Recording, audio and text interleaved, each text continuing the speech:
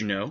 SpongeBob started out on a comic book drawn by Steven Hillenburg back in the 1980s when he worked at the Orange County Marine Institute in Dana Point, California. But nowadays, it's called the Ocean Institute. The comic book was called the Intertidal Zone, a small informative strip that discussed the nature and abilities of sea life. There were a few characters such as talking crabs, a snail, and a sea star, but the narrator himself was named Bob the Sponge. Back then, Bob didn't look rectangular but instead took shape of an actual sea sponge. A few years later, Steven worked as a director for Season 3 of Rocko's Modern Life, where he did one episode entitled Fish and Chumps, an episode that involved nothing but the underwater sea life. This episode would eventually become the spark of Hillenburg's idea for his own show, SpongeBoy Ahoy! SpongeBoy was originally SpongeBob's name, but due to someone trademarking that name, it was changed to SpongeBob. Upon pitching the show to Nickelodeon, Steven wore a Hawaiian shirt, an aquarium filled with miniature figures of the main characters in their environment, and held a small seashell that would play the SpongeBob theme song upon putting it into your ear. It plays the theme song. According to SpongeBob's driver's license, he's born on July 14, 1986. Calculating the time, in SpongeBob's first pilot episode, Help Wanted, which premiered in 1999, SpongeBob worked at the Krusty Krab around the age of 13. Counting up to today's year, 2014, SpongeBob should be around the age of 28. But he's not the only one with an age. Mr. Krabs was born on November 30, 1942, meaning Eugene Krabs is 72. However, the consistency and accuracy for SpongeBob's timeline and city is very dim, considering there has never been an official layout for the Krusty Krab, SpongeBob's house, or Bikini Bottom in general. In the Spongebob Squarepants movie, we have established that SpongeBob is 28 or 29, but in the movie he claims that he's been Employee of the Month over 374 times. Doing the calculations from there, if we divided 374 with 12, it equals to 31, meaning that SpongeBob is either 43, 44, or 45 years old. During SpongeBob's high popularity, Burger King made kids' meal toys based off the show, and in order to promote the idea, they placed large SpongeBob balloons that sits on top of the Burger King restaurants. A few weeks later, they suddenly began to disappear one by one without any warning.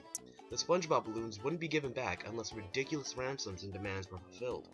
It was so serious, news articles reached out calling the case SpongeBob has been kidnapped. The case was even broadcasted on television news reports.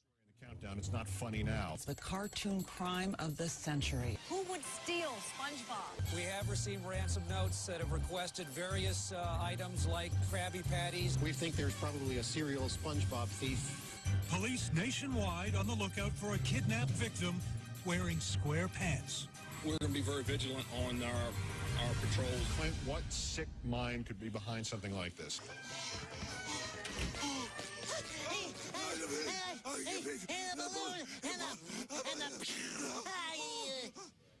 What can I do for you boys? We stole a balloon! If you can't do the time, don't do the crime. Okay, time's up.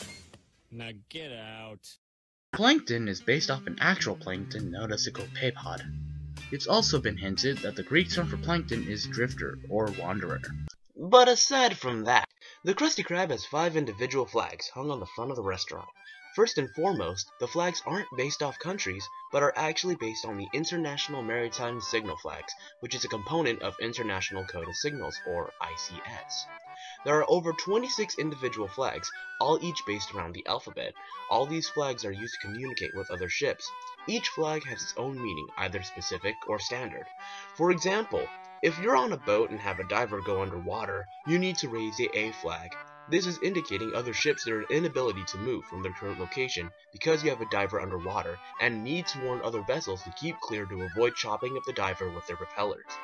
Each flag on the Krusty Krab resembles as so. R, meaning no signal. I explains altering my course to port. O is man overboard.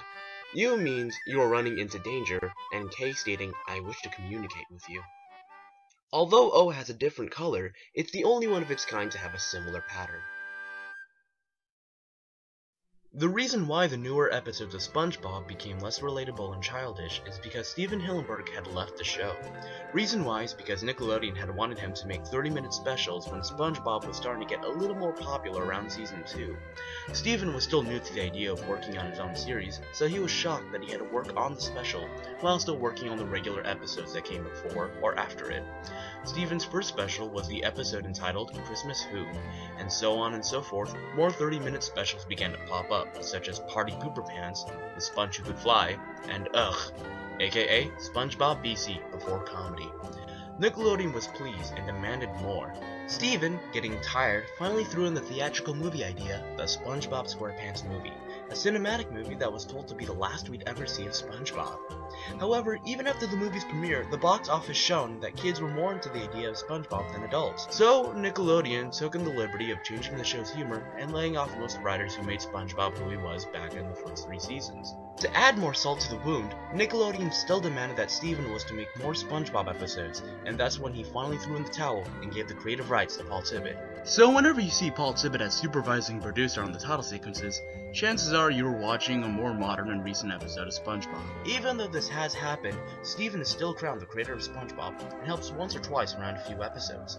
The most recent project Steven has done is an amusement park ride called Spongebob Squarepants 4D, The Great Jelly Rescue, when he gave this experience of a joyride his stamp of approval. And let's not forget that he's also working around a sequel for the Spongebob Squarepants movie that will also be in theaters. When the military start marching in, they all sing a tune in order to synchronize the tempo of their footsteps. Would you believe me if I said that the Russian military used SpongeBob's theme song as their march tune? Не слышу, дети? Так точно, капитан! Запевать тогда, нахуй.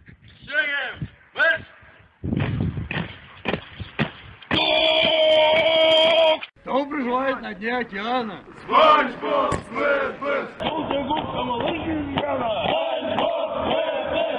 Вы пидорасы!